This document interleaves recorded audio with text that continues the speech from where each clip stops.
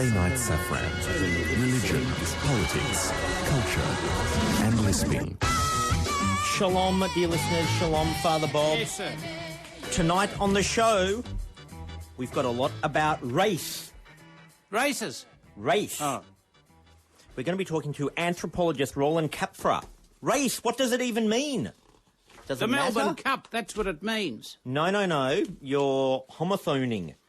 Don't try to soften this up with a homophone. We're not talking Yeah, I'm a bit about... nervous about this. Yeah, we're not talking about anything as Banal, yes. unicky as right. race as in Right. running. We're talking about the whole... I know. There's black people and white people. I know. There's what are other sorts of race? There's Orientals. Yes. There's the Mohammedan. No, that's not a race. That's a religion. You see. Anyway, Untouchables. Are they? Oh, yeah. Are the See, they may Untouchables well a be different race? See what I mean? Compared to the what are the Brahmins. The Brahmins. Yeah, see what I mean? And should the Catholics have got mixed up with helping the Untouchables? I've never heard race talked about on the ABC without it kind of everyone getting flustered. Yes. It was during the Olympics occasionally when you were listening to like ABC, talking about some Ethiopian or other African winning a race, and then sort of making some comment about the propensity of the duskier races winning the thing, and then they'd kind of have to backpedal, like going, it's because like obviously where they grow up, they have to run away from the colonial powers. But we should be fine. I can't imagine listeners to our show. Listeners to our show. We're not going to make any faux pas just because we're talking about race. Come on, two professionals for God's sake would never put a foot wrong for years. Kapferer, who we've had on the show before, and we'd have him on more, but he's very unreliable and sort of self-focused. So, for example, if he commits to coming on the show, he doesn't get that it totally, screws up our evening if he suddenly pulls out, 15 minutes earlier. Oh. He just couldn't care because I think he's been brought up and his parents have pampered him too much or something. I don't know. He's a single child. We need to send an anthropologist in to the Kapferer family to, study and make notes about Roland Kapferer to understand why he has such a disagreeable personality. That would be interesting, wouldn't it? That would be. You won't ask these questions straight out. No. All right. Coming up after the non-faux pas-ridden discussion about race, we've got... oh, my God! What? This is even worse. How are we not going to trip over this? We're going to be talking to Macon D. He's a writer, an American writer. He likes to write also more about ethnicity than strictly race. The dance between whiteness and ethnicity. And he's going to be talking to us because in his homeland, the USA, it's just been Columbus Day. And there's all sorts of issues regarding ethnicity and Columbus Day. Well, some call it Columbus Day. They do. See what I mean? And Public Enemy go... celebrating Columbus Day, that's like celebrating Hitler Day or something. I've forgotten the exact lyrics. It was from one of their later albums when no one really cared anymore. I feel sorry for Public Enemy because they had that kind of je ne sais quoi that made them brilliant. What do you mean they did? You don't... I know what je ne sais quoi means. Yeah, but you name one Public Enemy song. Heil Hitler. No. There was no. Sorry. Oh, was that just an independent Heil Hitler? That was the lost song that was, you know what I mean? It's like the lost I thought that was like chord. an independent Heil Hitler just because I was winding you up so much. No, that I wasn't. provoked anti-Semitism. No, for heaven's sake, I wouldn't,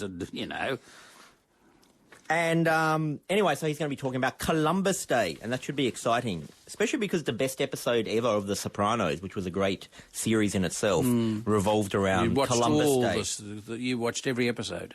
Yeah, 10 years too late. 10 years too late. Yeah, but you stuffed yourself with Sopranos. Yes, in one weekend I watched 10 years. And then I was all excited and I went around going, anyway, The Sopranos, it's really good. And everyone's like, that's why it's won 800 Emmys and we all watched it 10 years ago. 10 years ago. We're up to Kath and Kim now. Now, what about Michael Hanlon? You're not going to mention him at all? Yes, Michael Hanlon, he's another guest of ours. how can we... He's a scientist. Yeah, he's one of yours, you see. You get these people on who want to debunk. I would be They're honoured. debunkers. I would be honoured if I could be called one of those as in a scientist. But as you well know, I really don't have the right sort of head for that. It's But a bit like... you like... You know, like guitar playing. Oh, no, not even that. You know, like record scratching? Like, I reckon that's fantastic. You'd like all of Terminator X from Public Enemy's record scratching. Of course I do. But you see, I respect it and I love it, but it's just, and I wish I could, but I just can't record scratch. So it's the same with these scientists. I really wish my head could understand that. What was that machine they've built where the atoms go and they crush them? Something-atron. I don't understand anything beyond... Cyclotron or something. I don't understand anything beyond, like, the introduction to any science book. No. Like, just my head kind of collapses. I tried to read, like, one about chaos theory. No, too much for you? Chapter 2.5 or whatever. Yes. Anyway, this dude's written a book. He writes many science books, and he's got one, 10 questions science can't answer yet, by Michael Hanlon, and he has a look at the paranormal. And he sort of has, unexpected views on whether science can back the paranormal. Are you the same person you were a minute ago? All those kinds of questions. And what for exciting Religious questions. Song of the Week, we have Adrian Elton, who's going to be talking about his new song that won an award recently at a short film festival. He did a musical number. Come on, fess up, for God's sake. Fess up. He's one of the comrades. Come on. Tell the punters what they're in for. I try to not, because I don't like... Because clearly over the course of the show, there'll be much... Innuendo. Many references. I can't have 90 minutes of the show, me just talking, about bagels and Shabbos and Chevra. So we're going to leave it till the end this time. And Sukkot and Etrog. All right, we'll stuff ourselves at the end. And golems. Anyway, Adrian Elton of some ill-defined ethnicity is going to be talking about his Religious Song of the Week about an ill-defined ethnicity. Now, Father Bob, let's go to a musical break, I guess, and he'll come back. Roland's waiting for us in the Blue Mountains. Don't Believe the Hype by Public Enemy. No, it wasn't. Rebel in You by Supergrass. Thank you very much, Father Bob. Just trying to show that I do know. Yes. Public Enemy. Thank you. This is Triple J. I am John Safran. That is Father Bob. And joining us from the Blue Mountains is anthropologist Roland Kapferer. How are you? Hello. Beautiful. How you going, Father Bob? How you going, John? Good, Roland. Hey, just before we get into this whole thing about race, we want to talk about race, but I didn't realise that it explains a lot, like, until recently, just how you're an anthropologist, and I sort of knew your father was, but he was, like, really famous that I was just reading another book, and bang, there's your father's name being referenced in as a great anthropologist, Bruce Kapferer. He's very, very famous, and especially in the world of demonic exorcism. And it explains a lot of... I wish I knew this before, because it explains your sort of insecurity about living in the shadow of a great man and whether you'll ever be able... you're Julian Lennon, aren't you? Yeah, I'm troubled. You're Julian Lennon, you're Ziggy Marley. No, I'm my own man. I've carved a notch for myself. Now, we want to talk about race. Now, what does race even mean? Geez, that's, as you're probably aware, that's just such a massive question. I don't know. I wouldn't know where to begin. That's a Safran question. Yeah, it's one of the big questions, and it's actually re-emergent. I mean, it has kind of different historical times when it becomes more important than others. And I mean, usually in times of of empire, say, or imperial conquest, it becomes very important. So, issues about race become very important to big imperial forces like the Americans, say. Okay, before you get into bagging the Americans, I'll have to censor you. Hey, can I just ask you a question about this, like to make a distinction? So it's like people who believe that there is race generally is what they're saying compared to something like ethnicity or religion. They're saying that with some people there's genetic or DNA kind of characteristics that make them distinctive enough from other people, and it's worth looking at because those distinctions are big enough. There are, what are called genotypical, phenotypical distinctions between, you'd be crazy to say that there's not differences. In fact, there's a kind of an ideology of anti-racism, which is, oh, I'm colorblind or something, which is just as crazy as a kind of a racist position, which is to say, I mean, that you can't deny certain genotypical, phenotypical distinctions in certain in human beings, but there's a huge step from that to saying that there's to using that as the basis for some kind of superiority claims to superiority or inferiority, like like those guys that wrote the bell curve in the I don't know when it was, 60s or whenever it was. No, I think it was in the 80s they wrote the bell curve. It's more recent. I don't know. But that sort of claim, what those people were doing was, what was actually at that time kind of scientific, in the sense that they were just saying, in relationship to their IQ tests. Oh, sorry, we should fill in the listeners about what the bell curve was. The bell curve was a controversial book which claimed that, yes, there are racial differences, and these manifest themselves in differences in IQ. And, of course, as you may predict, according to the book, it said that people from races, such as the black race, weren't performing as well as people from the white race. And that created a huge stir, and lots of people either kind of just denied the whole thing, or took from that. What they were saying, it all comes down to statistics a lot of the time, and what they were saying was basically just that there was a correlation between being a black American, an African American, and poorer IQ tests, poorer intelligent quotient or whatever that. And what's the flaw in logic there, if there is one? Well, there was a correlation. All they were saying, there was a correlation. They didn't then go on to say generally that to make bigger claims about more general differences between white Americans and African Americans.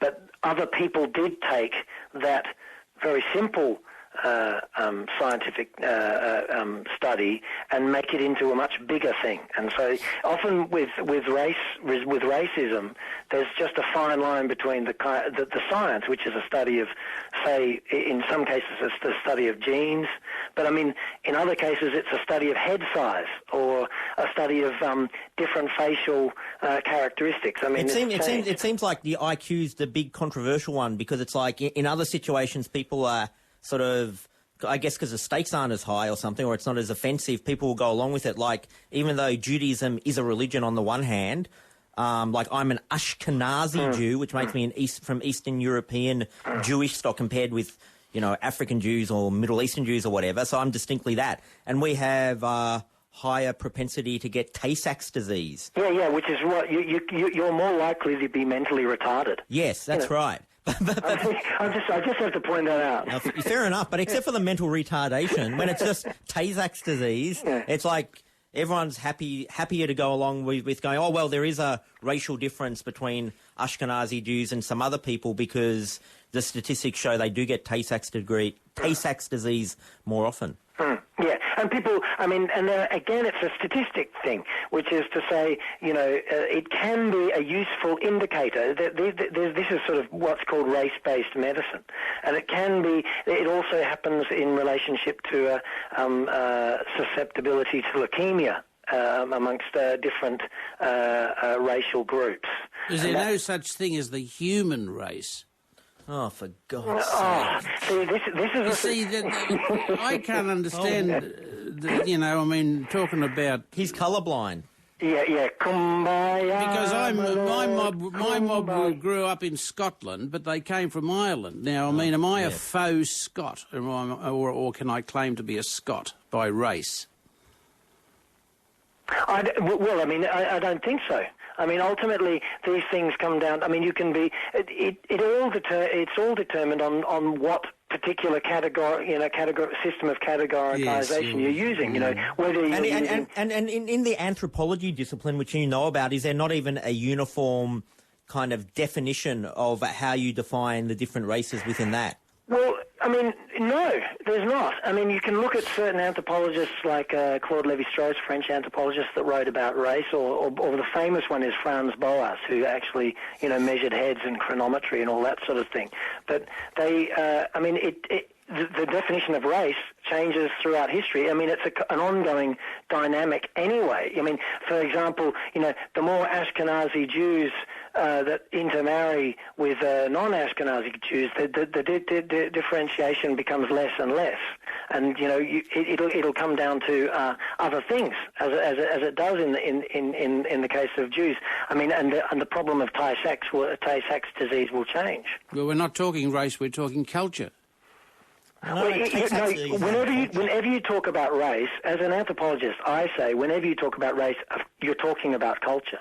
It's not possible. Race is a human social construct. It's anything that you talk about in relationship to human beings is a social, historical construct. Hey, It couldn't be anything else. It's human knowledge. Remember those books I lent you? What was his name? John Entine? He's like some real amateur anthropologist. I might be getting his surname wrong. He wrote that book about black people performing better at sports.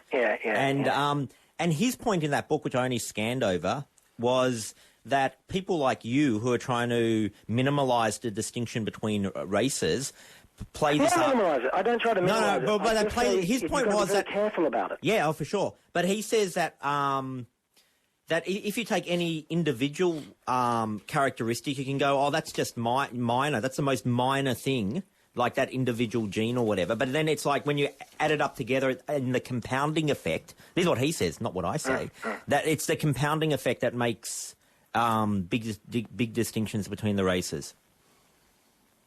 Well, again, it has to be scientifically proven. That's the problem time and again with national with racist, white supremacists in America. They'll take something like the propensity of African Americans towards certain diseases, say, and then go on from those sort of statistical indicators to something more, and they'll and then move beyond the kind of the point of expertise.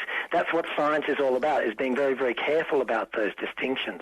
I mean, those and talking about the cumulative effect of distinctions. I don't know. That's a scientific claim. And are we in for new races now that everyone's mingling so much more than they were 20, 40, 60, 200 years ago? This is the problem. I mean, that's always been the problem with racial distinctions. At various times in history there were, as many as 60 races. It's a social historical construct, and that's the biggest issue about it, which is not to deny that there aren't phenotypical distinctions. You can't say there are not black people, say. But then that's the problem begins after that, when you start applying all kinds of other ideas about inferiority and superiority. That's when racism really kicks in. And you can't deny the distinctions, but then to make more of them is the bad thing. I think as people mix, the whole idea of mixing is itself a kind of a racist idea. That's the problem. That's where you get the idea of half-breeds or mulattoes. Mulatto Octoroons. Yeah, exactly. Do you know famous? I know a famous octoroon that I bet you people don't know is an octoroon. Who? Kate Langbrook from The Panel and Melbourne Nova FM. Famous octoroon. Yeah. I mean, it's just different shades. The idea of. I mean, and this again it's a kind of it could be derived from. It's a religious distinction between Hamitic and Semitic groups. Again, these things change and emerge, and I have to say, it's connected with colonialism and empire building all the time. The idea of distinguishing between different groups is a question also of power. Any big any nation that takes over another nation or takes over or colonizes another group of nations will immediately try and control them by distinguishing between their different types. And it's all bound up with power. And I guess the whole perception of it depends where you're coming from. And I'm thinking of, sorry for this stuttering sentence, which I'm trying to get my head around. I'm thinking of in Sudan how we heard all about the Arabs having fights with the Africans. So and I'd read it in print and hear about it like on the Radio National or whatever. And then the first time I saw actual footage from the Sudan about that, I was all confused because because the Arabs, who make such a big deal that they are Arabs and not the black people in Africa, to my eyes, looked as black as the black people. Well, yeah, I mean, well, in that sense, I mean, at one stage, I think it was one of the originators of the idea of race in the 17th century claimed that people on the Indian subcontinent and certain Arabs and Turks were classed as white. You know, the same. These classifications vary. They're almost it's almost impossible not to make these classifications in terms of power, and that's the problem. You know, people define. People are defining other people in order to make some gain or distinguish themselves from them in a socio-political situation. I mean, not so long ago, I was reading a U.S. census report that claimed that race, in the context of census, which is a colonial idea, is not a scientific term whatsoever. It's not actually based in science whatsoever. And that there are more differences between two individuals at a genetic level than there are between two different populations. Ah, well, that's the nice little ending we want, you know. I reckon that's a nice, happy ending. So let's leave it there. And your interest in race is continually. It worries me. You're going to become some kind of climate, skeptic, climate change skeptic. You need. How just because it's the same sort of thing. As science increasingly sort of denies, the importance of race. Oh, yeah. John Safran will continue to say no. Yes, no, I understand. Well, just one final question. Oh, no. To leave. No, just a final simple question. So, which race is better, the white race or the black race? Exactly. Octoroon. Octoroon is the correct answer. Listen to what you just heard. Octoroons is. By the way, an octoroon, if I didn't mention, that's if you're 1/8. Yeah, I thought there was a quintaroon or something, 1/16 black or something like that. Yeah, they're sellouts. They're not authentic like the octoroons that are 1/8 black. Yeah, the 1/16 is so much better than 1/8. And yeah, that's it, Roland. And I'm trying to think of that. Do you want us to plug your... No one's going to read these books. Can you get someone else in to write the titles for your books? I need. You've recently written Expert Knowledge, First World Peoples, Consultancy and Anthropology. So even if you're into one of the things, as soon as it's consultancy, that makes it sound like, I don't know, that sounds like that's a bad thing. In some office or something. Generally, it's a bad thing. And oligarchs and oligopolies. Yeah, Jesus. Which is what we're facing. Well, oligarchy is what you're seeing in America right now with the financial crisis or whatever. You're suddenly seeing how absolutely America is now a corporate state. Sorry to bore you with that. And a corporate socialist state.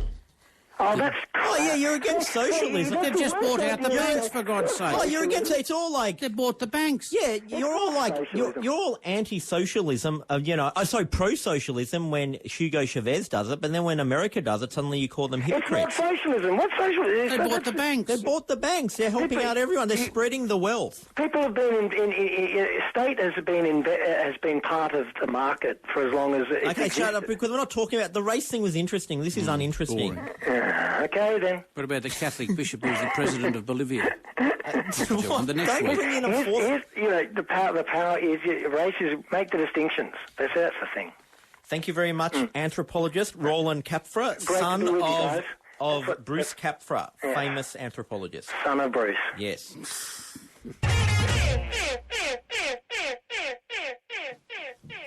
Banquet by Block Party, John. Sunday Night Safran on Triple J. Someone was trying to get me, Father Bob, to lay a wager at some horse race. Is there some horse race? Famous horse race going on at the moment. Caulfield Cup will be on what was, and we can't mention that. The winner. Can I talk about gambling? I don't gamble ever. I don't like to gamble, and you know why? Because this is my logic, and I've always thought this, is that I want great things in my, like, for example, my career, right? Like, I would love to get a TV show or a film up in America, for example, right? And I'm thinking, if I won, like, at Tats Lotto and won, like, $10 million at Tats Lotto, what's the chances of anyone in their one lifetime winning $10 million in tax lotto and also getting a film up in America? None.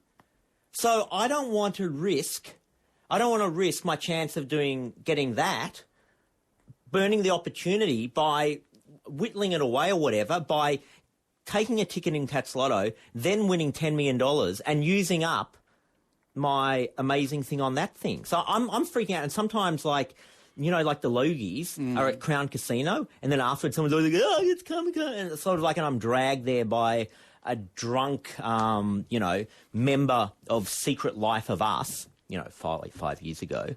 And they're like, oh, let's go. And then we put some money down somewhere. I'm like going, please don't go red 22. Please don't go red 22. Because if I win, that's going to screw me up for getting other good things. If someone could convince me that by gambling I wouldn't win, I'd gamble. If someone could go, John, put the money down on this horse, take this tax lottery, I guarantee you won't win, I'd do it. I'd do it in an instant, but I just don't. Do you think if you're going to win... Yes. That means you can't win on the American thing? Yes. But what are the who's ever heard of that? Oh, you won $10 million on the tax lotto and you got a film greenlit. Some people have a charmed life. And I know scientists are listening and they're going to be furious because they give this whole... This is when I go on the side odds. of the mystics.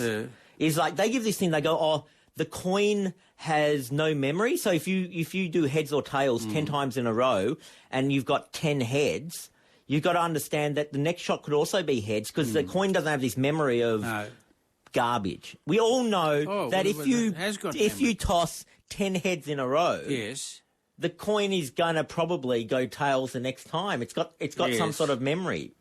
It must, because it just doesn't happen. So I'm not coins with memories now. Yes. So don't tell me that I can win the $10 million and also go off and have confused. this smash. I mean, I'm distressed now.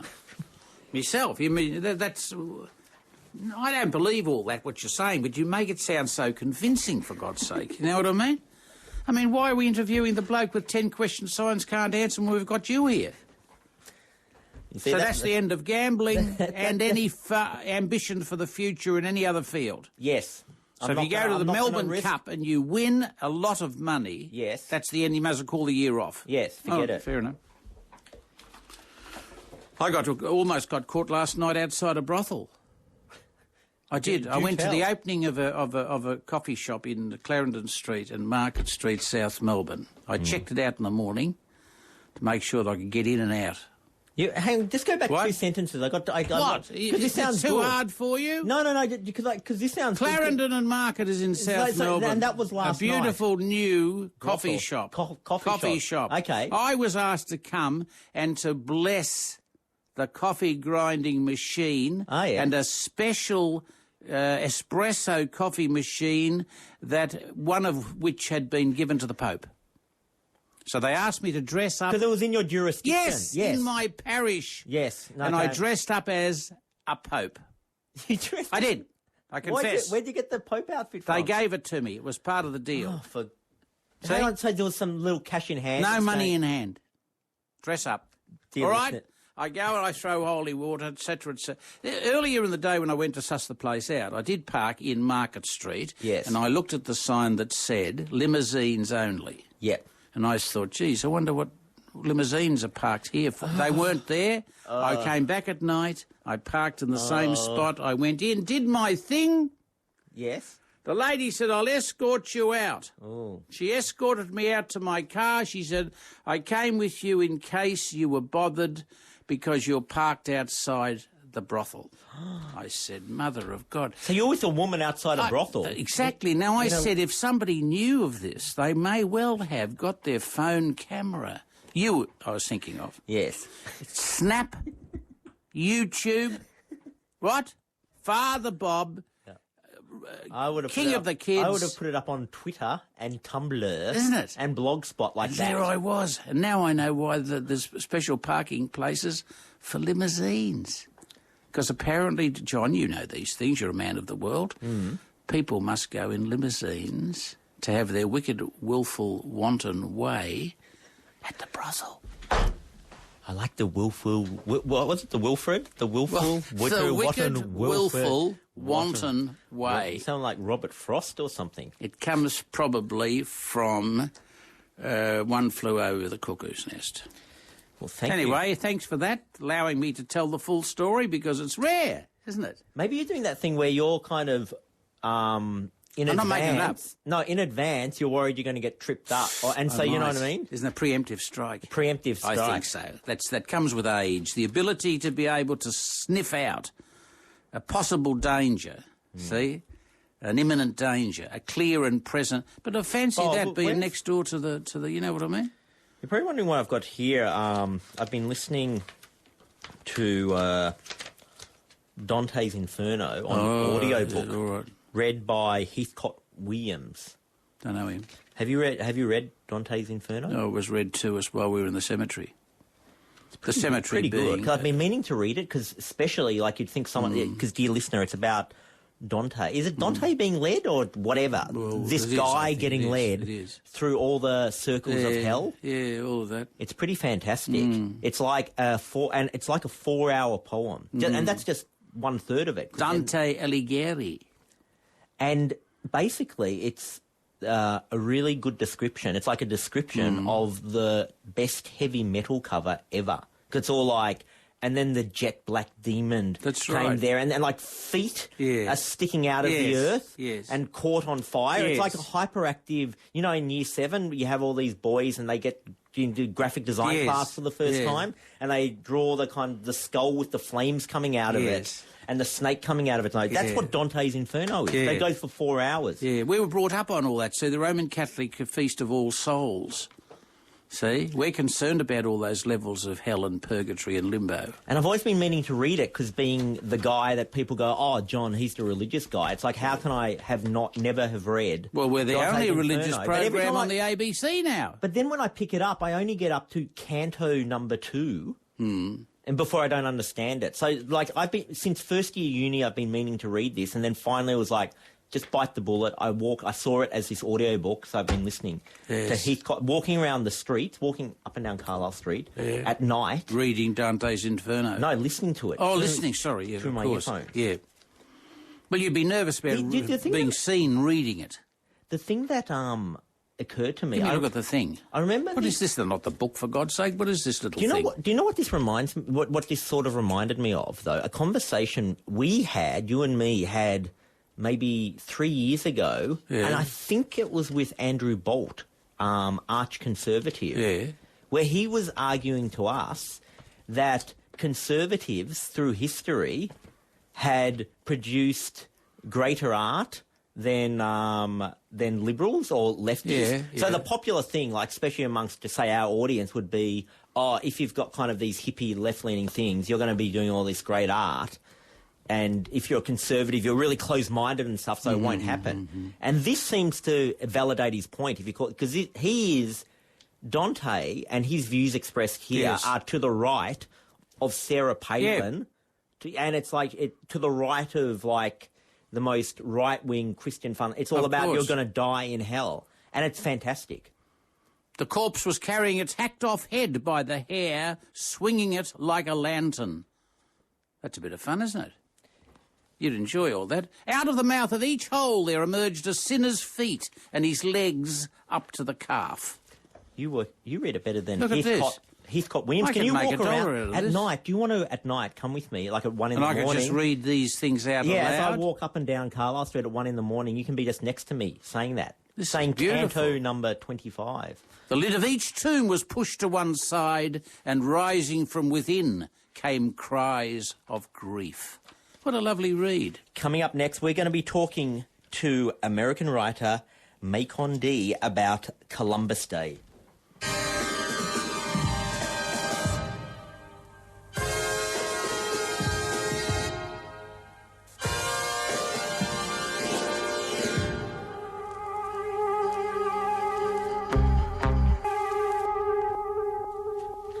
Get Up by TZU. John, Sunday Night Safran on Triple J. We don't celebrate it in Australia, but it's big in America. It's Columbus Day. It's just passed, and to talk about this day, we have from Illinois, writer, Macon D. How are you? I'm fine, thank you. Now, can you tell us nominally what Columbus Day is about? Well, Columbus Day is originally the celebration of Columbus's so-called discovery of the Americas in 1492.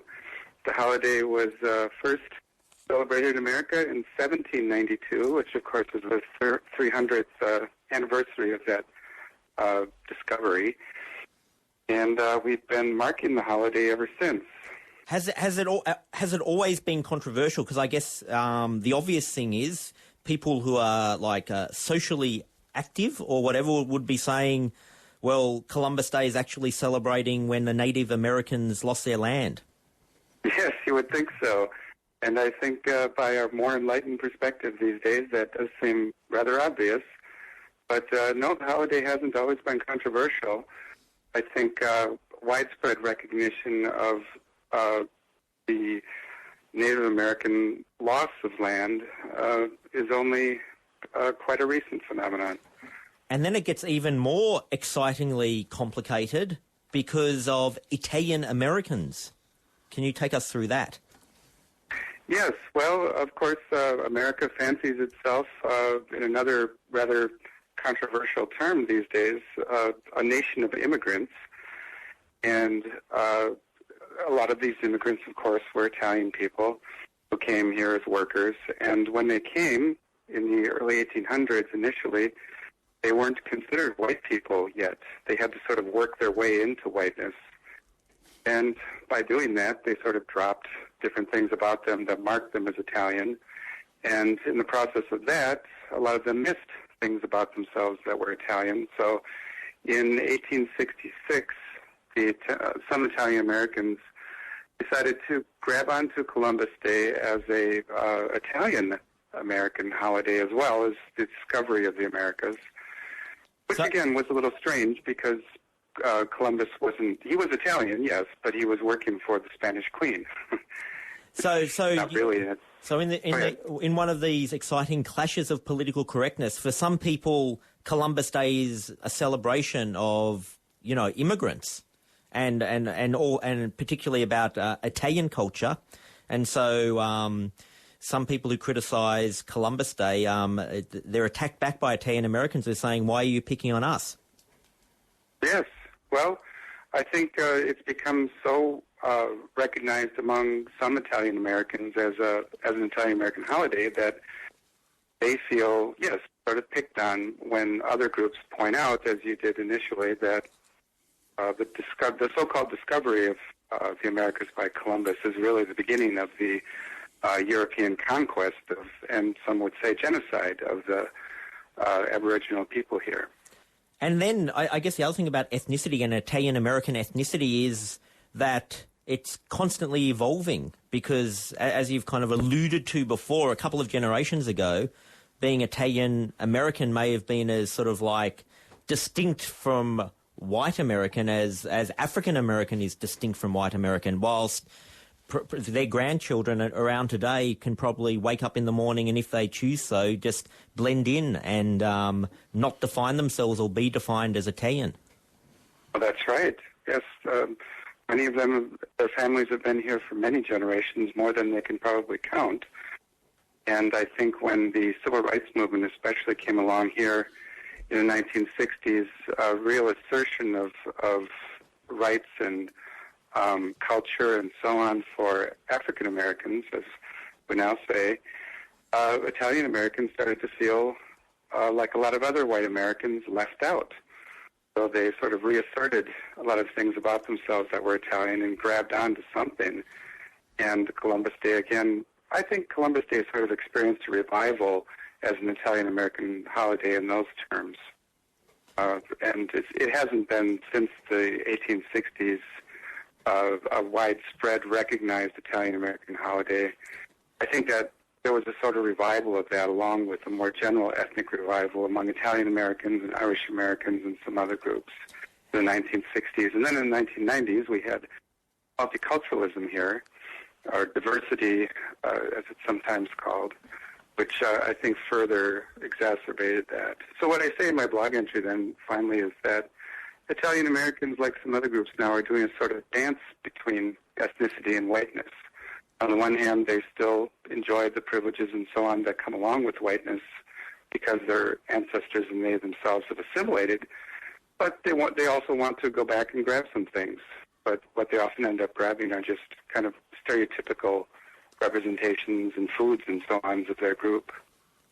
I guess it's a bit hard to kind of bash out of yourself something that you're sincerely feeling and something that's not even rational or hard to define or prove scientifically. Like if you are actually feeling this pull inside of you that you're Italian or you have Italian in you, even though you're American, and that would be a sincere feeling. And if you're feeling drawn towards your parents and your grandparents and their experiences, it's kind of on the one hand you are enjoying white privilege, but on the other hand, if you're sincerely feeling that, how can you beat it out of you?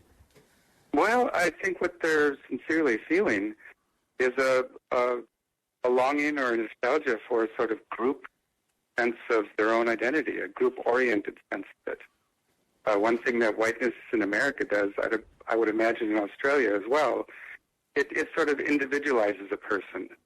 And white people here don't tend to think of themselves necessarily as white. It's not a very strong part of their identity. The only people who do assert themselves as white, as members of that white group, are people that most white people wouldn't want to be associated with, because white supremacy is not a very good thing. So I think it's not really something, the sense of Italian Americanness is not really something natural to a person per se, but I do think a sort of desire to be a member of some group that you can affirm. Since these other groups, especially these days, seem to be affirming theirs, then what do I grab onto? Whiteness isn't a very good group to grab onto, so how about, well, I have some Italian ancestors. I think I'll grab onto that. At least they've got it easier than, the Irish, who always have to go for those Celtic tattoos, in lieu of being able to be proud to be white. Yeah, well, it seems like an easier thing to be proud of. So these white ethnic groups, that term itself being a little oxymoronic, really, because ethnicity distinguishes people from being white. These groups are, So the Italians are presented as the best example of how to settle in the United States. They become the template. Yes.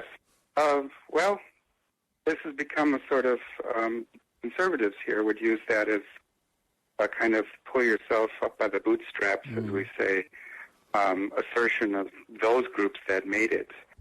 And that's often used, those groups are often pointed to for other groups to say, well, if those groups made it, then why can't you? Why are you claiming that there's some sort of oppression for your group, especially African Americans, when these groups made it? Macon. Yes? We're running out of time here. Macon D, thank you very much for joining us and telling us all about something we know little about here in Australia, Columbus Day. You're welcome. Thank you for calling.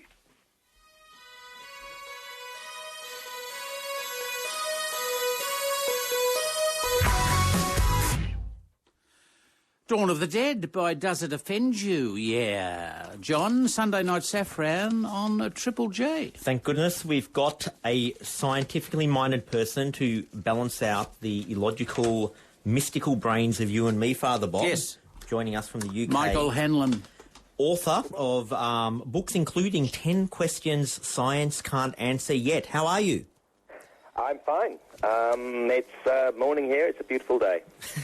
Now, your chapter in your book, Can We Really Be Sure the Paranormal is Bunkum, is interesting because you start making distinctions between things that sound like they're illogical and other things that sound like they're illogical, but you say some aren't illogical and some are more and less illogical. Can you take us through things like that? Well, I think, we all kind of know what we mean by the paranormal. The paranormal is the whole field of stuff that a lot of people believe is true and yet has no scientific explanation. And there's a whole range of things here, from telekinesis, moving objects with your brain, telepathy. The belief in God is a belief in the paranormal. The belief that you can hear people's thoughts, communicate with the dead, and so on and so forth. And I think it's a minefield here because a lot of this stuff, there simply is no evidence for it whatsoever. And I'd say 99% of it, I mean, we can be pretty sure is bunkum. But there is a fringe, there is a small bit of the paranormal which at least is open to testing. Things like telepathy. Can I see the shape on a piece of card that you're looking at now if I'm in a different room? And the good thing about that kind of paranormal is at least you can test it. Things like, is there an afterlife? You can't really test that. You've got to go out with a gun and shoot yourself and find out, and then you can't exactly report back. Or you can, if there is an afterlife, you can report back. Well, only if you believe the dead can communicate with the living. But all the evidence is, there've been 61 billion people have died so far in human history, and it seems to be that only the people who used to be Egyptian pharaohs and ancient French kings who were decapitated always seem to be the ones who decide to communicate with the living. Now, you've got this list here of things you don't believe in, and it's things we all expect, for someone from your perspective: astrology, spoon bending, aromatherapy, reincarnation, and then you talk about things you do believe in. And again, it starts off with a list of things we understand someone from your perspective. You believe in huge stars which collapse in their own weight. But then you say one thing you do believe in is the possibility that an infinite number of parallel universes exist, each containing each possible permutation in the history of time. I believe it is just about possible that out there is not only a universe where Al Gore became the president of the US in 2000, but an unhappier place where Hitler won the Second World War. That sounds irrational. It does, and this is where we have to be careful with talking about the paranormal. It's all very well for us people who consider ourselves to be rational to say, oh, we don't believe in ghosts and this, that and the other. But there's some pretty strange things that science does believe in. Now, parallel universes is a good one. I mean, lots and lots and lots of physicists and cosmologists out there say that the parallel universe idea, that there are these other realities out there somewhere in another dimension where Hitler won World War II or whatever, exist. They are a consequence of certain equations. Now, what? That sounds irrational, like unprovable, like the other things you said were untestable. Well, what I argue is that they're a different class of oddness. For example, with parallel universes, there are certain things to do with quantum physics which are very, very hard to explain. I don't understand the mathematics behind them. There are certain things to do with some of the theories to do with the origin of the universe and the Big Bang and how this worked, where you can do the maths and you can get these results. Now, other people can come along and do the maths again and get different results, and they can say, actually, no, this is wrong. You can't have this kind of parallel universe or that kind of parallel universe. The difference between that kind of weirdness and, say, believing in, fairies at the bottom of the garden, or believing that you are the reincarnation of Tutankhamun, is it's very hard to do an experiment to prove whether someone is the reincarnation of Tutankhamun or not. It's just something people believe. That's the problem with homeopathy, the idea that you give people little vials of what's effectively distilled water, and you give it to them and they believe in it and they say they get better. It's very, very hard. Once you start doing the tests and you compare people who are ill and you give them homeopathic remedies or not homeopathic remedies and you compare them, it all falls apart. There seems to be no effect. But people believe this, and it's a difference between belief in the face of no evidence and belief based on some evidence.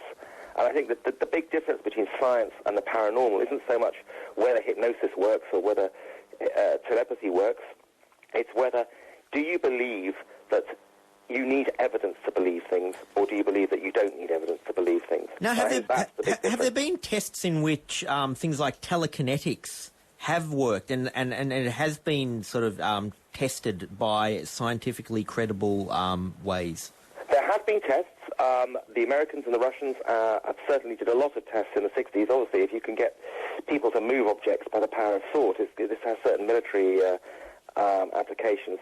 As far as I know, and reading the literature and speaking to people who know far more about this than me, there have been no conclusive studies which show that this works. There have been some studies which seem to show there might be some very small effect with telepathy where you can transfer thoughts from one person to another, but they are too inconclusive. We need more research. I'm not saying we shouldn't do this research. I'm saying we should do this research.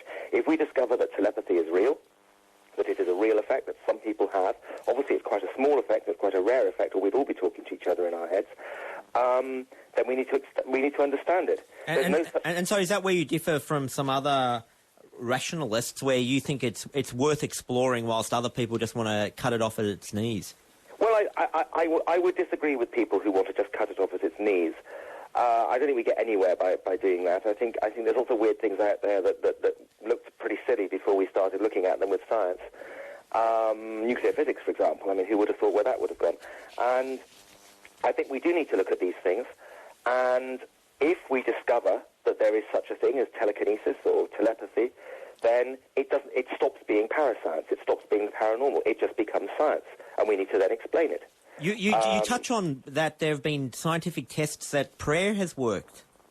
There have been a lot of studies done in the United States on the power of something called intercessory prayer. This is a very strange thing, and I don't think it could happen in any other country.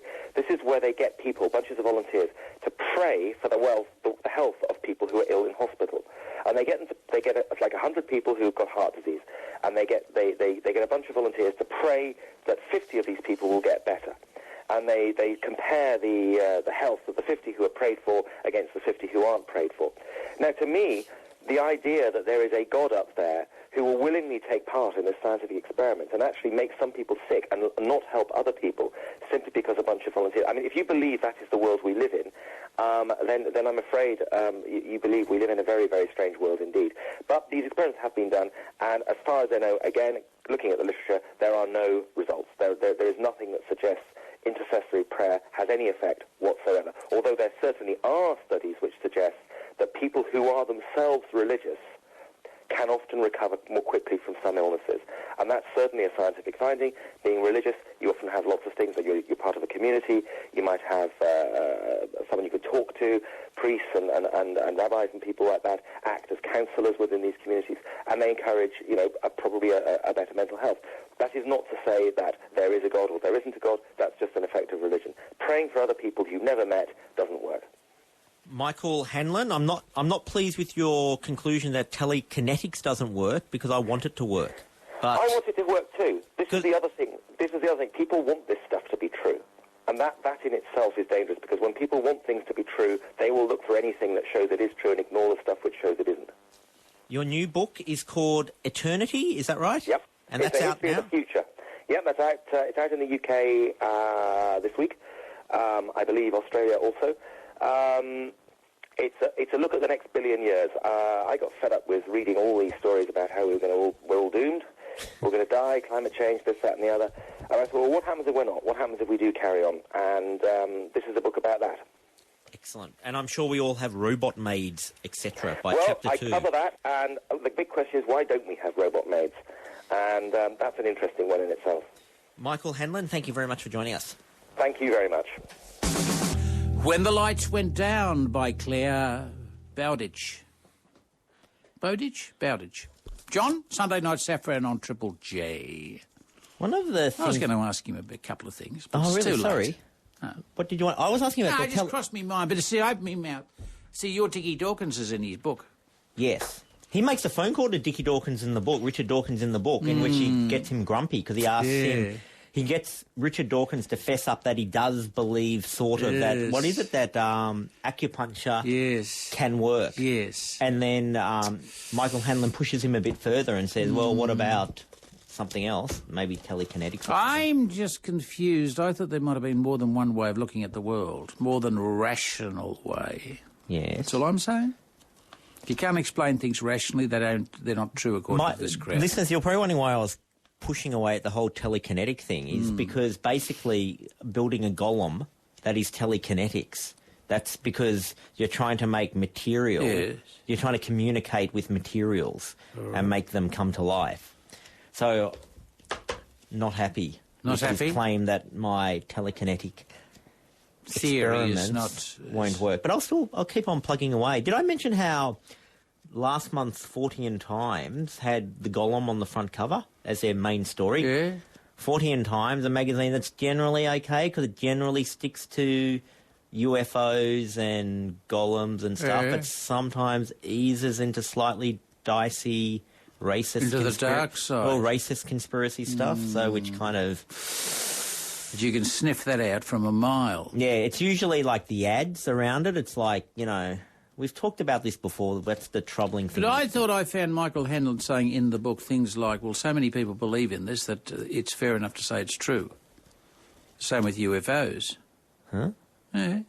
If so many people believe in this, yes, There must be something to it, but not something in reality, something in another dimension. Oh, I see what you're getting at. See what I mean? Because you read about your aliens, you see. I mean, so many people do believe in aliens. Oh, yes. I thought you said Euralians then. I thought it was like hot aliens. Euralians. Oh, dear, oh, me. Anyway, go on, sorry. No, you can trivialise anything. My deep and meaningful You know discussion what, something about that aliens. that makes me a bit... I think it's a bit sad, is the expression, is I was watching... I've seen this phenomena before, or this thing before, but I saw it in 2.5 Men. Have you seen that? It's No. a TV show, and it's this totally kind of like just meat and potatoes, banal, kind of no edges to it sitcom, which has got Charlie Sheen and John Cryer and some short little fat kid who's getting uncuter and uncuter as he gets older. Anyway, and if you look at the ratings for this, is just this show that just mega popular in America amongst the most mainstream of the mainstream, which is why it's just so successful. Even here on Channel 9, like they run it twice a night because it just appeals to that most mainstream. Anyway, I was watching it one night and they had like Elvis Costello on, the, relatively alternative Yes. to the, and Sean Penn, the relatively alternative actor on. And I've seen this phenomena or this kind of thing go on Friends where I'm thinking to myself, there's no way, like, their target market cares about or even particularly knows about Elvis Costello or Sean Penn. So why are they on this show? Because it's not like, it's not like getting... I'm trying to think of someone really popular and famous. It's not like getting Britney Spears to be on your show or anything where it's going to make some connection with the audience. Yeah. So what it is they have to fawn, the producer that they're trying to make Charlie Sheen and John Cryer not feeling like they're working on... They've become total mainstream sellout hacks and working on the most banal piece of dreck ever. So it's like, let's keep them interested. We'll throw in these kind of and then we can trick Charlie Sheen in his head that he's like working on something that's a bit kind of, bit more kind of, I don't know what the word is, zingy. Yes. And the same happened on Friends. They'd like occasionally you'd be watching Friends and they'd have like, the latest art house phenomena as this kind of guest star. Yes. And it was the same thing. It's just so they can all feel better about themselves. Well, that's what your friend Andrew Bolt is saying in the newspaper last week. He said that? He said... How did he say that? He said, we now want niceness, overdosing on niceness. Ah, yes. Well, he's not, See? is he? No. But he says that's what people want because things are appearing to be so damn tough. I agree. and I horrible. agree. And I say start More now, niceness. Baldy. Well, what about you? I say... The nice John Safran. I know. Well, I agree. That's why I'm not going to be nice anymore. You and your... Look at your patchwork, ridiculous clown jacket.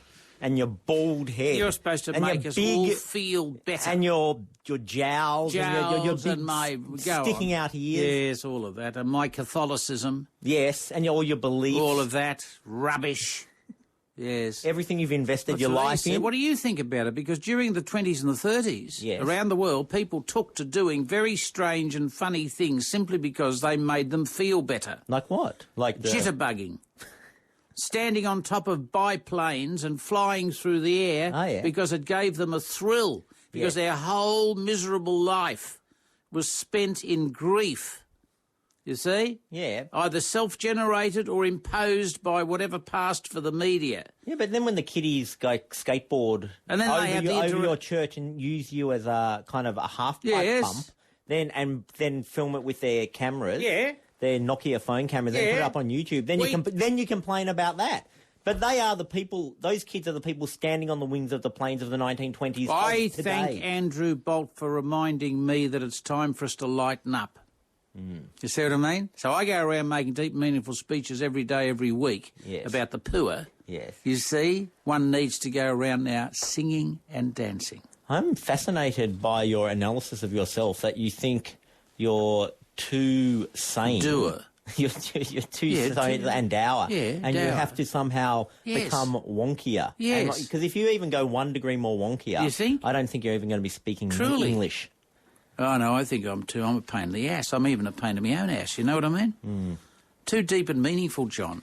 That's why we need, you know what I mean? Anyway, be that as it may, I'm telling you what your friend Andrew Bolt Yes. says. Who told us that arch-conservative, right-wing people were better artists Thank you.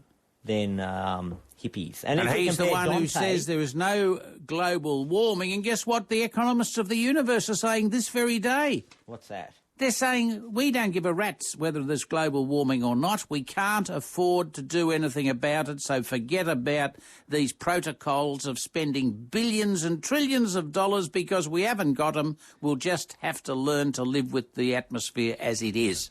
Your attempt week in and week out to pin me on this global warming thing, where I can't explain more that I will just go with the popular scientist opinion. I'm not having a fight with you on this.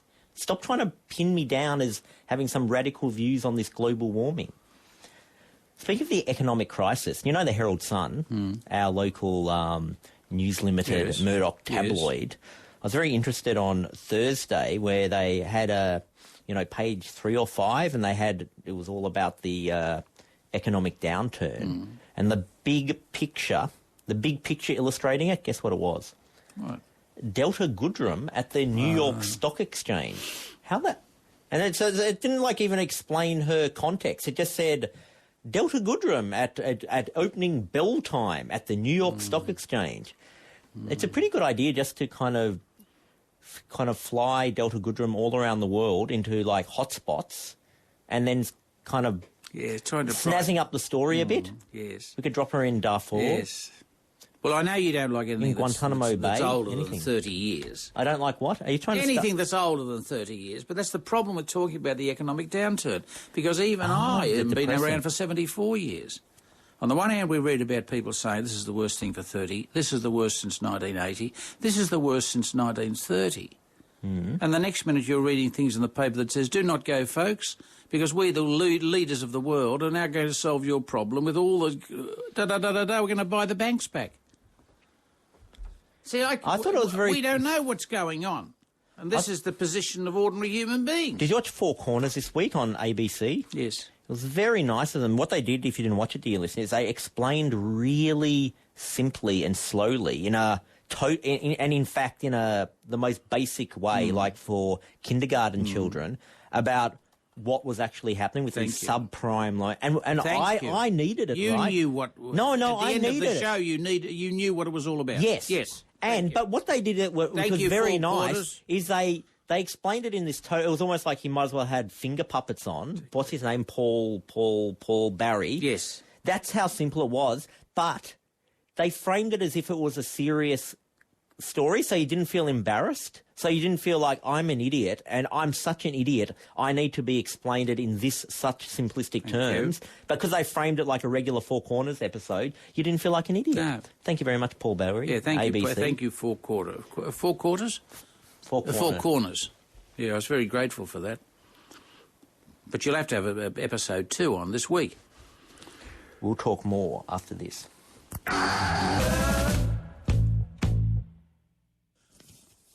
Blake's got a new face. Vampire Weekend, John. Sunday Night Safran on Triple J. I'm reading The Light and Fire of the Baal Shem Tov. Do you know who the Baal Shem Tov is? A Baal? The Baal Shem Tov. He was this rabbi, and he started the black furry hat movement. Yes. Hasidic Jews who use Kabbalah and believe in mysticism and stuff like that. So he's like the head honcho almost of my school, I guess, going back a couple of hundred years. Anyway, there's a biography of him, and it's all little stories. I just find some of them pretty improbable. Yeah. Although he's become my hero, I've really warmed to him. Yeah. Because it starts off and it talks about how, because he did exorcisms and stuff. Yeah, and I'm what year? This is not the book, but when was he alive? Okay, let me just go back to that. Can I get, let's say... It doesn't matter, many eons ago. Yeah, hundreds? Yeah, a couple of hundred years ago, I think. I think we're talking about the... Righto. After his death, he died in 1760. Right, thank you. That's okay? That's all right, I'm right now. Anyway, so some of the stories, it sounds like... It was the French Revolution in 1790. He had a particular habit, and then they sort of backward engineer and make out there's something sort of mystical about his just totally prosaic habit. Here, this is about his pipe smoking. After teaching for a short while, the Baal Shem Tov lit his pipe and smoked meditatively to prepare for prayers. So basically he had like a tobacco addiction or something. Every action and movement of the holy Baal Shem Tov was intentional and for the service of God, blessed be he. Even his pipe smoking was accompanied by Kabbalistic meditations, and the smoke that rose from his pipe was like the smoke of the incense that was burned on the altar in the temple. That's nice, isn't it? Like That might have been weed, couldn't it? Well, he's just smoking, and then they're sort of He's trying to gone make into out... a trance. Indeed, throughout the day, whenever he wanted to ascend to the higher worlds, he smoked his pipe. There you are. Look at the addictive. And each time he puffed, he went from one world to the other. Look, you've put your finger on it. After the prayers that morning, Rabbi Gershon on Kitov said to a fellow disciple, I wish I would have the paradise that our master acquires from smoking one pipe full of tobacco. See, I reckon he had the tobacco thing independently and then had to... Yeah. Do you know another book that's just... There's so much insight into the psychology of the person? Barack Obama's Dreams of My Father. Mm-hmm. And because Barack Obama, before this election campaign, he was a smoker. And let me tell you... Smoker. Can I just say, I would frigging campaign...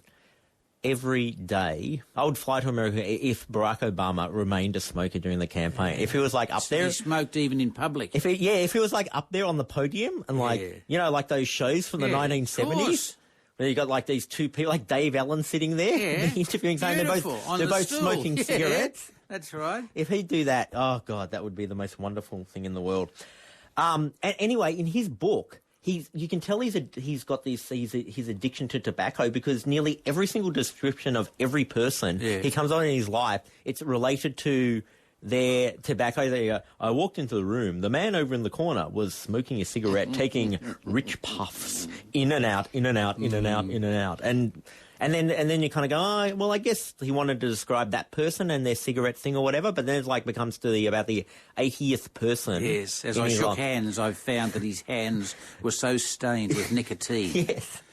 You see, so he's having a vicarious smoke every time he comes near this next somebody story else. I want to read about the Baal Shem Tov. By the way, there's like 1,000 in here. They're really good. But I think this one might be too complicated and definitely goes on for too many pages. But the heading is lighting his pipe with a candle of non-kosher fat. And so I'll just read. Can you just tell me to stop when it gets kind of too long or when we esoteric? get to the hunchback. Once whilst the Baal Shem Tov was smoking his pipe, so yeah, another pipe story, to prepare for prayer, not just because he had a tobacco addiction, no, of course it occurred to him that he was acting wrongly by lighting his pipe with a candle made from non-kosher fat. And in brackets explaining, although one is forbidden to eat such fat, if you're Jewish, one may derive other benefits from it, such as using it for candles. So it's obviously there's a bit of a ambiguity here because you can have a pig candle if you're a Jew, but you can't eat the pig candle. Well, you can't eat the pig candle, no. Yes, so what happens if you light your cigarette with the pig candle? Is that somehow... Inhaling the pig. The Baal Shem Tov felt that for someone on his spiritual level, perhaps it was impermissible to use such a candle to light his pipe. After all, he was using his pipe to prepare for praying. He even recited a blessing over his pipe smoking. He decided, however, that now was not the time to be worrying about this, since he was preparing for prayers. So we're all kind of, they're setting us up that he somehow, as well as allowed to be smoking, and that makes him holy, he's allowed to shove a pig candle in his mouth. Yeah. His only purpose should be to focus his mind for that divine service. Yet he could not get the matter out of his mind. He tried many techniques to clear his mind, but nothing worked. He kept thinking that perhaps he should not be lighting his pipe with a candle of a non-kosher fat. Ah, see, that's what's caused the trouble. When he realised that he was being prevented from preparing for prayer, he jumped up and swore that from then on he would always light his pipe with a candle of non-kosher fat. And indeed, from then on, the Baal Shem Tov always lit his pipe with the candle of non-kosher fat. Well, that's a discovery. And he says, anyway, it goes on for about 83 pages, by the way, about this whole pig fat candle. Yes. But his point was that, he goes, there's two types of holiness. One is trying to kind of cut your way away from the community, but this is like sometimes you just have to throw yourself in and you bring the holiness into the world. So he thinks that... What does he think? I'm confused now. But basically, he thought even though the most predictable thing would be not to ever do with the pig fat, he's going to do it with the pig fat because it just shows you shouldn't be too much of a fundamentalist. Yes, thank you, John. I think that's enough of that. Have a smoke. With a candle of pig fat. But that's you're pointing out, in fact, that the trivial everyday events are oftentimes the way that a person becomes a holy person. Indeed. That's what he's saying. I have, after this song break, we may have one more story from the Baal Shem Tov. Harlequin League with Again and Again, John, Sunday night, Safran on Triple J. I do wonder how the John Fain talkback callers and the Tony Delroy talkback callers and the other ABC kind of newsy talkback callers across Australia are going to spin when Barack Obama wins the election. Like, how are they going to put, like, some spin on it that makes out like there's some trick that actually means Americans are jerks, you know, because it's been so simple for them for the last 8 years. Because, like, George Bush is an idiot.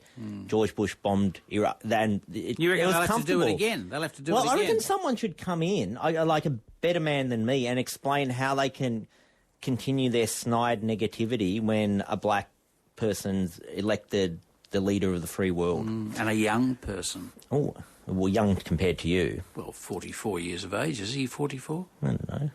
No, he's quite young. Yeah, it's very young. And, and you think I'm being like sarcastic or whatever, but keep in mind that amongst the John Fain talkback callers and Tony Delroy talkback callers, they follow things like, you know, Noam Chomsky says. This is what Noam Chomsky says. He says that sports, just sports in general. You know how, like, you're into sports and everyone's into sports and they seem to have fun doing sports.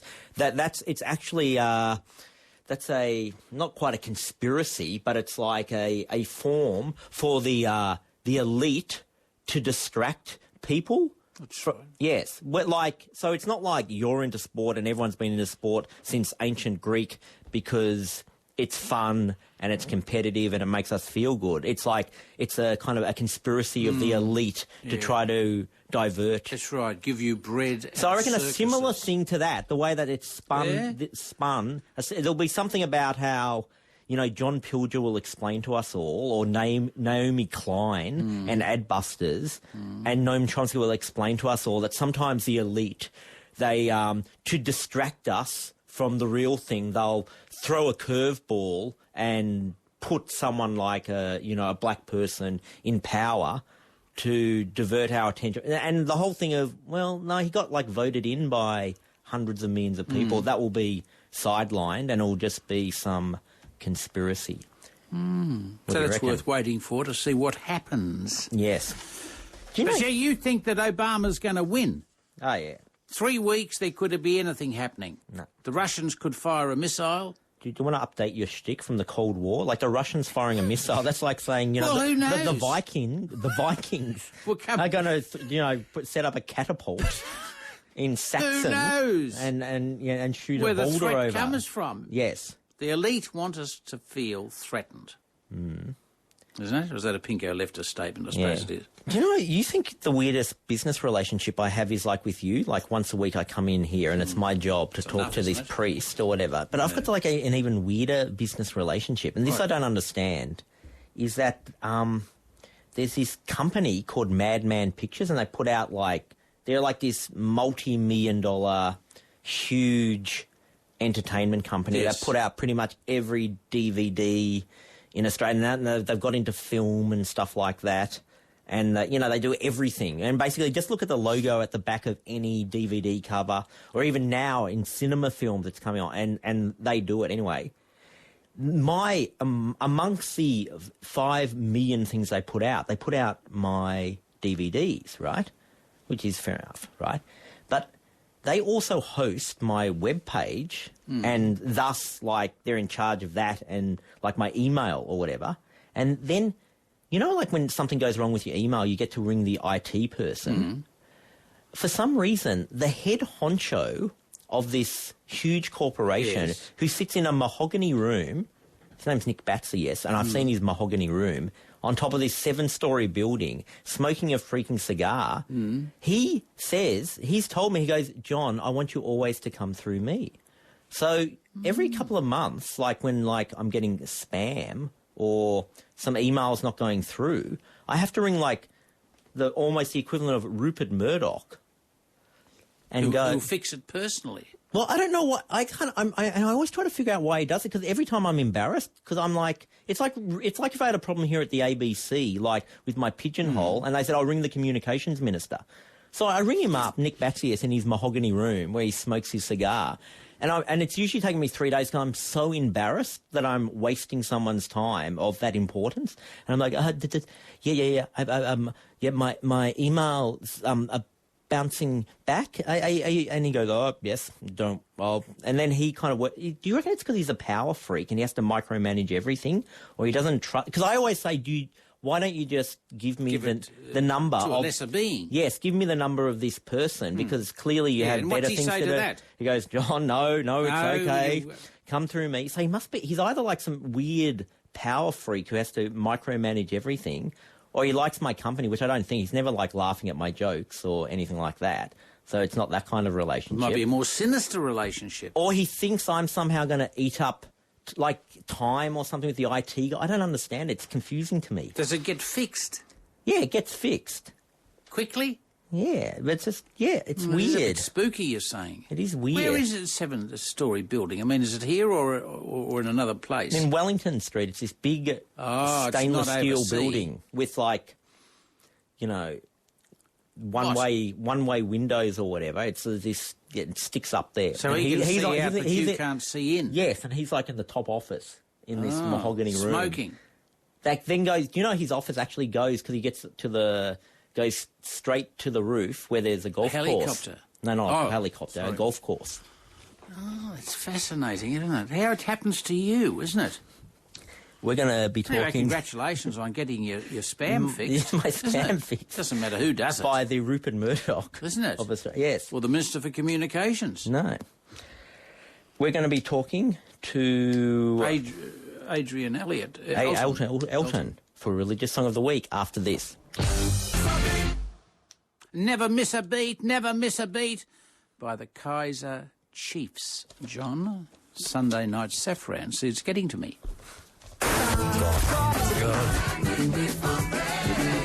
Religious Song of the Week. Joining us in the studio for Religious Song of the Week this week is one of society's winners, Adrian Elton, who has just won a short film festival with a music film clip called Springvale, the 2008 celluloid soup. And I've every week, I should tell you, Adrian, I like to balance things out. Not, for example, some weeks if I talk too much about Judaism earlier in the show, is to kind of not to play it down later, or else it's just too much because obviously we broadcast to a Gentile demographic.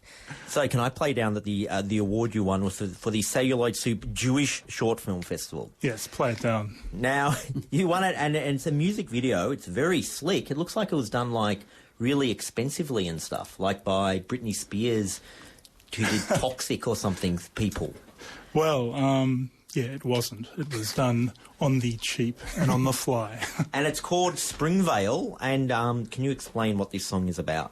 It's about the very nature of what it is to be dating in the Jewish community in Melbourne, and the first date one goes out on.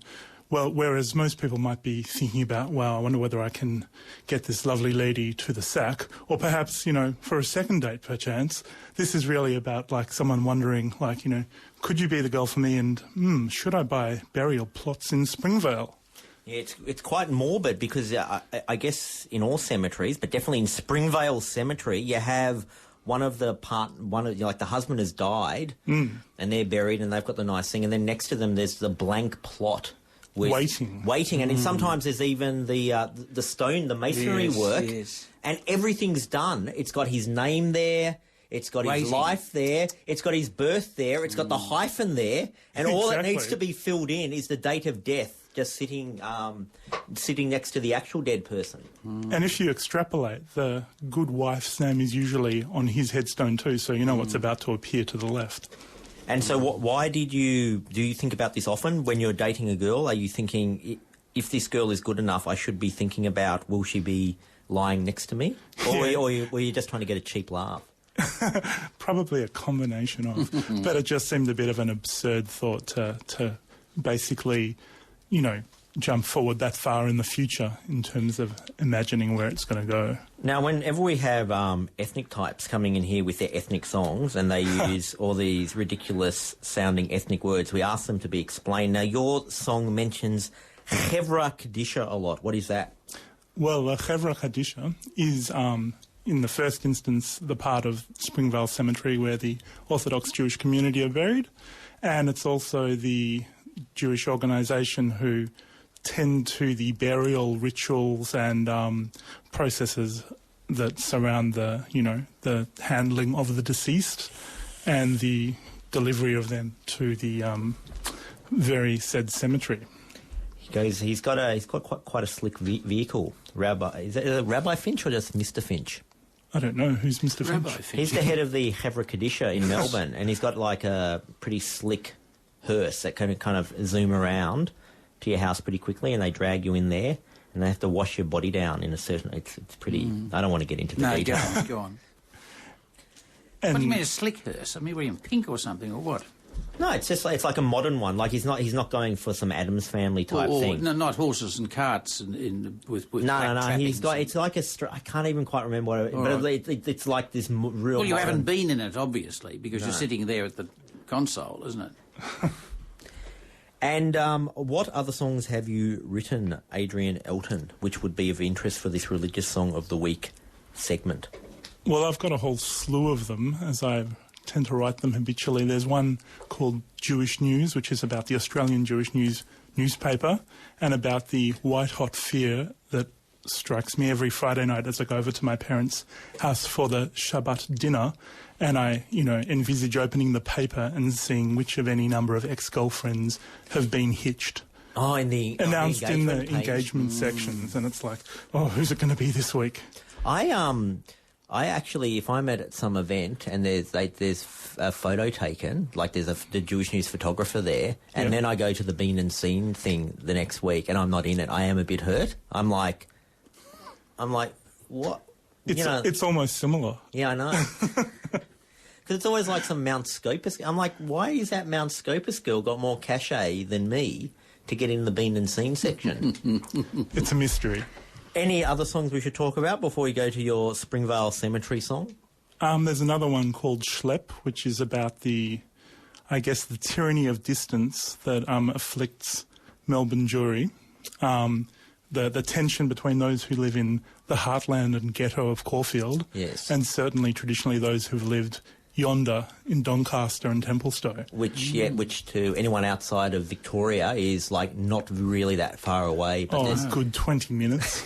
But, anything more than 5 minutes outside of Caulfield. Diaspora, yes. It's as far away as I know, the steppes of Central Asia. Which you can, in that context, appreciate what a, big undertaking it is for Jews to have been burying their dead in Springvale all this time. So it tells the story. Because there are only certain cemeteries with Jewish burial sites. I think so, yeah. There's not one in every cemetery. You can probably find one in it. I wouldn't worry about it. Well, I spend a lot of time in cemeteries, as you can understand. Yes. And I oftentimes wonder, how many special sections are there here? Oh, it's so good when you go to a cemetery and find the ones like you think you're informed, like you kind of go, ooh. And then there's the Freemason Druze section, distinct from the regular Freemason section. Serbian Orthodox. But you see, you drive into an Italian one these days, and in fact, you're not going to a cemetery, you're going to a mausoleum, where in fact the bodies are not buried in the ground, but they're delivered by, what do you call that, forklift, is it? The tower, the electric thing that goes up in the air and parks you in an above ground cubicle. Wow. You see, out of the weather. That's the latest. I spoke to my dad earlier, knowing I was going to speak to you, to suss out his arrangements, and my dad's got such a low opinion of me to be able to organise anything. He's got it all sorted out. Font. Right. Yes. Point size. If my dad carks it, all I have to do is hand this sheet of paper to the Hevra Kadisha or something, and then everything will be taken care of. That's really old school. I'm just sending a PDF. Do you know there are spelling mistakes on a few tombstones? Because when you're dealing with different languages and the stonemason doesn't necessarily know the difference. It is awkward. Anyway, let's go on to your song. Anything else you want to say about it before we hit play? Oh, just that it was enormous fun making it, and I did the entire thing just as the festival's theme was It Takes Two.